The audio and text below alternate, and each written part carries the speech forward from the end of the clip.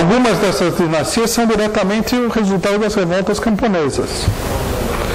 Mas, se não me engano, a dinastia Ming, ela foi iniciada por um camponês, um intelectual médio, provinciano, que toma o poder sobre a base da revolta camponesa. O palácio do imperador é assaltado por aqueles camponeses furiosos e os camponeses escolhem um novo imperador e inicia-se uma nova dinastia até a próxima crise. Quer dizer, o que nós temos aqui é um regime estagnado, dentro do qual até certo ponto se cria uma certa medida de riqueza, há uma estabilidade, mas não há desenvolvimento.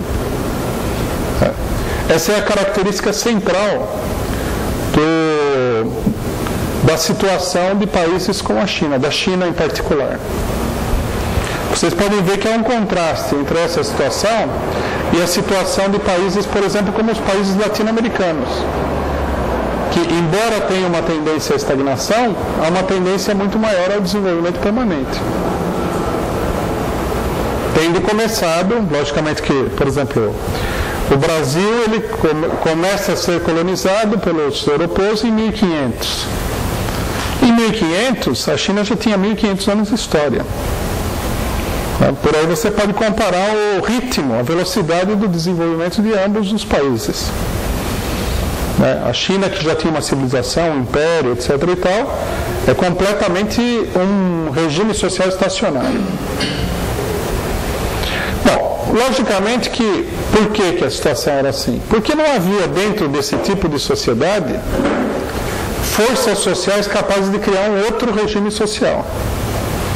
O camponês, a revolta camponesa, ela servia para colocar um regime que havia naturalmente se desviado da rota, de novo na rota anterior. Não para transformar esse regime em outro regime social, em outro modo de produção, com outras classes possuidoras, com outros tipos de propriedade. Não, a revolta camponesa, algumas são gigantescas e violentíssimas, né? Elas não são verdadeiras revoluções, porque elas não modificam em nada o modo de produção. Quer dizer, foi necessário, isso é muito interessante, porque confirma uma tese de Marx que muita gente acha que é errada. Foi necessário que o capitalismo europeu se apresentasse diante da sociedade chinesa de fora e introduzisse um elemento, esse sim, revolucionário na sociedade chinesa. A Revolução Chinesa começa, na realidade, com um fato, vamos supor que comece aí, porque esse negócio do começo realmente é muito relativo, né? Vamos supor que comece aí. A Revolução Chinesa, o primeiro grande ato dela, é quando os ingleses decidem abrir completamente o comércio chinês à penetração dos produtos industriais na Inglaterra. Eu não sei se vocês já ouviram falar, um episódio muito significativo da história da China é a famosa Guerra do Ópio, que é de 1840, mais ou menos, 43, onde os ingleses, né, na tentativa de se apoderar do mercado chinês, e de promover, logicamente, que é uma troca totalmente favorável à Inglaterra, inicia uma vasta operação de contrabando de ópio.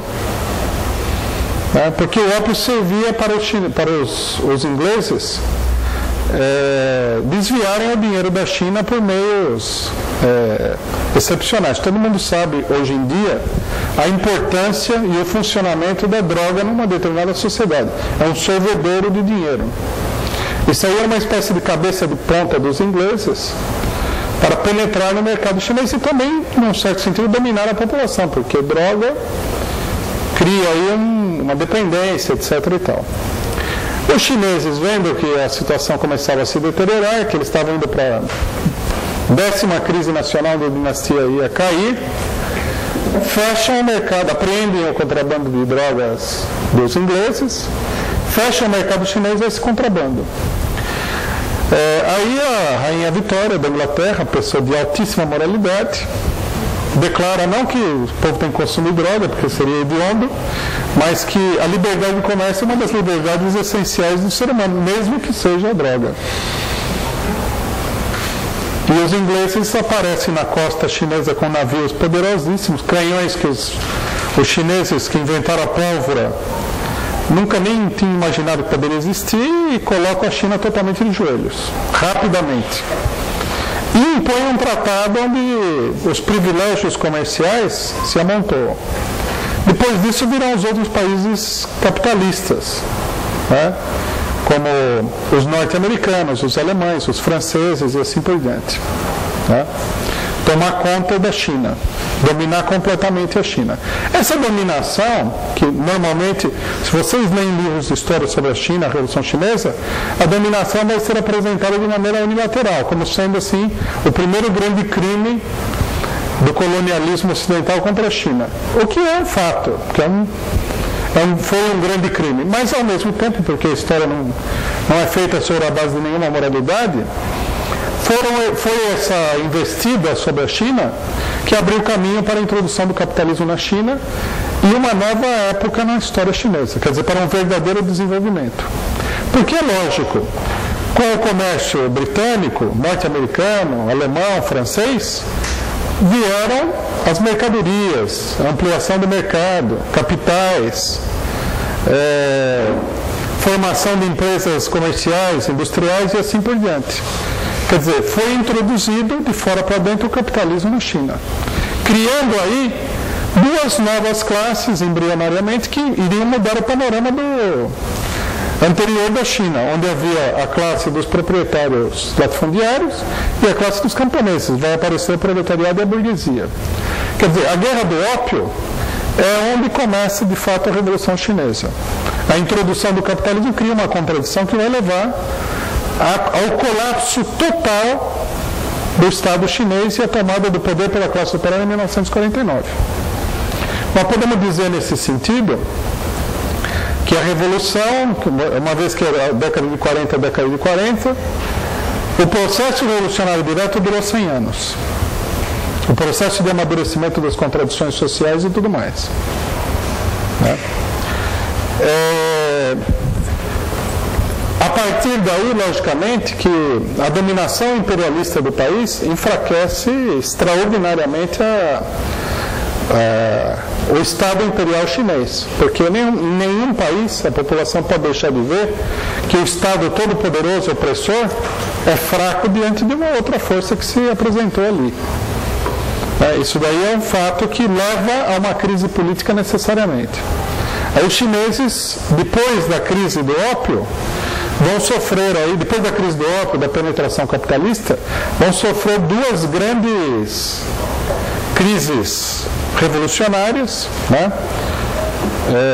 Que são revoltas camponesas. A primeira é a revolta famosa dos Taiping, onde um cidadão que era evangélico anuncia para o país que ele é o segundo Jesus Cristo, que ele tinha sido levado para o céu, tinha se encontrado pessoalmente com Deus, tinha encontrado Jesus Cristo lá e Deus tinha dado a ele a missão de ser o segundo Jesus Cristo na Terra. Tudo isso em chinês, tá certo? E quase põe a dinastia abaixo, toma metade do país, etc. e tal. Uma revolta gigantesca que eu cito essa revolta não pelo folclore, embora o folclore seja interessante. Como era o profeta? Hã? Como era o profeta? Era um profeta. Era um profeta, não, sem dúvida. Ele mesmo se apresentava como profeta. Ele era segundo Jesus Cristo, ou profeta, né? Não é um profeta qualquer. Eu cito isso daqui porque é um sinal da desagregação total da dinastia pelo enfraquecimento diante do imperialismo. Aqui tem um detalhe sobre a cultura chinesa, que é importante, detalhe cultural, né? Os chineses sempre consideraram que os imperadores, as dinastias, eles tinham um mandato celeste. Toda vez que vocês veem filme sobre a China, vai aparecer essa palavra celeste, o imperador é não sei o que lá, celestial e tal. O que é o mandato?